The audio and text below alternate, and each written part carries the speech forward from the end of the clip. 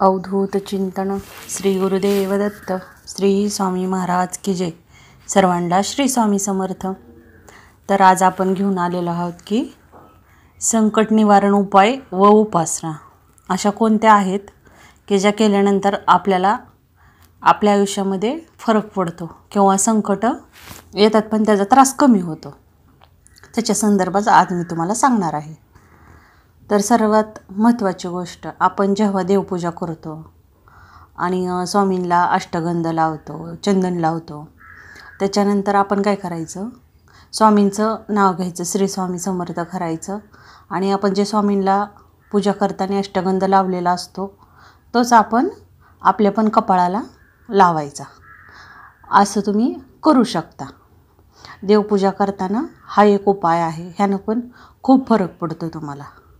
आणि मग त्याच्यानंतर दुसरा एक असा उपाय आहे, तुमची एखादी इच्छा असेल किंवा मुलांच्या बाबतीत असते, घराच्या बाबतीत असते किंवा तुमचं नाही का कर्ज वगैरे ते फिटावा असं वाटतं, म्हणजे बऱ्याच गोष्टी असतात माणसाच्या आयुष्यामध्ये, तर त्या पूर्ण व्हाव्यात किंवा त्या इच्छा तुमच्या पूर्ण व्हाव्यात त्याच्या संदर्भात तुम्ही एक हा उपाय करू शकता. हा उपाय आहे पौर्णिमेचा.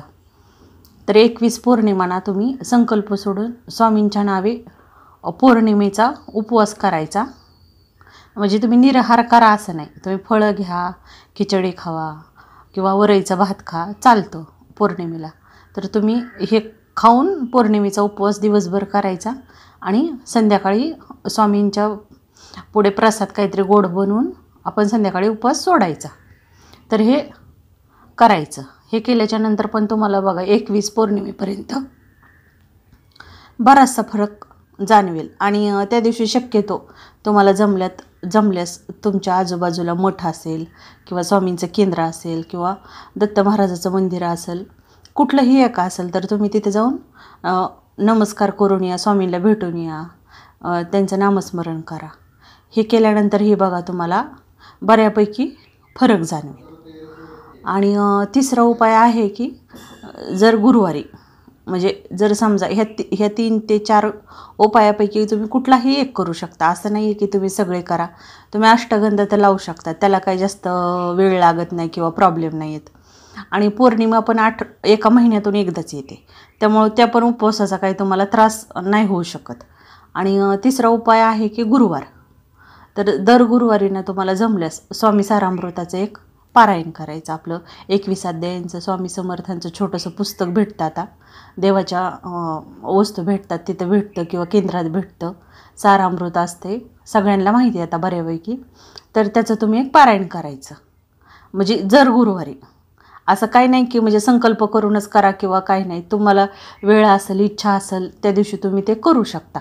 पण एवढंच की प्रत्येक गुरुवारी करायचा प्रयत्न करायचा. आणि त्याच्यानंतर मग स्वामींचे स्तोत्र आहेत काय, परत नित्य पठणाच्या म्हणजे काही काही गोष्टी आहेत ना, आपण नाही का स्वामींची नामस्मरण करतो. परत दत्तगुरूंचं 52 आहे बघा, दत्त 52. जरी तुम्हाला वाचता येत नसेल ना, मोबाईलवरती लावायचं आणि ऐकायचं. ऐकल्यावर पण खूप छान वाटतं. हे पण तुम्ही एक घरात करू शकता. तारक मंत्र म्हणू शकता घरामध्ये, मोबाईलवरती लावायचं, छान प्रसन्न वाटतं. टीव्हीचा आवाज लावून गोंगाट हे ऐकण्यापेक्षा हे तर कधीही चांगले. मला तर कधी कधी खूप म्हणजे नाही का कामाचा वगैरे कंटाळा येतो ना, आपल्याला आळस येतो, कधी कधी करमत नाही वगैरे, हे लावलं ना एकदम एनर्जी येते आणि तुमची कामं पण पटपट होतात आणि त्याच्याबरोबर तुमचं स्वामीचं नामस्मरण पण होतं. पण तुम्ही परत म्हणताल की नाही का ताई तुम्ही असं बोलता की काम करता करता, पण आपण सांसारिक माणसं आहेत, आपण हे सगळं सोडू देऊ शकतो का आपली घरातली कामं? किंवा पुरुष माणसं असतात, जे दादा लोक इथं ऑफिसला जायचं असतं, कामं असतात, पण तुम्ही नाही करू शकत, वेळ तेवढा देऊ शकत नाही देवापुढं बसणं किंवा हे. मग त्यावेळेस तुमच्या कामामधून तुम्हाला जसा वेळ भेटेल ना तसं तुम्ही नामस्मरण करा, मोबाईलवरती ऐका. ती पण सेवा स्वामींपर्यंत, दत्तगुरूंपर्यंत पोचते. त्यामुळे अजिबात टेन्शन घ्यायचं नाही, काही नाही, एवढं नियम नसतात. देवाने आपल्याला बनवलं आहे ना, त्यांनी बनवताना आपले कुठले नियम घालून दिलेत का की तू असंच कर, तसं नाही आहे. हे माणसांनी नियम घातलेले आहेत खाली येऊन. त्यामुळं ना किती ऐकायचं किती नाही ऐकायचं हे आपण आपल्यावर ठरवायचं, आपल्या वेळेवर ठरवायचं, आपल्या कामावरती ठरवायचं. त्यामुळं हे तुम्ही करू शकता.